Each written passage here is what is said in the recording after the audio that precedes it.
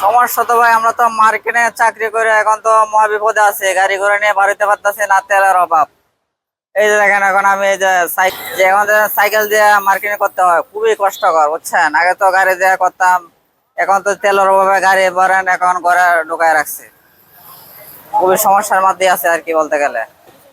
মার্কেটে এখন বর্তমানে সাইকেল দিয়ে করতেছে, খুবই কষ্টদায়ক বুঝছেন। টার্গেট পূরণটা তো খুবই টাফ ব্যাপার বুঝতে পারছেন, মানে না হওয়ার সম্ভাবনাই বেশি বর্তমান সময়ে। চাকরি তো বলতে গেলে বসেরদের কথা তো শুনতেই হয়, কারণ তারা তো এইসব বোঝে না, তারা তো টার্গেট দেখে, সেল দেখে। কারণ আমরা সময় মতো যদি না পৌঁছাতে পারি কেমনে হবে স্যার বলেন তো, সময় সাপেক্ষে তো বিষয়।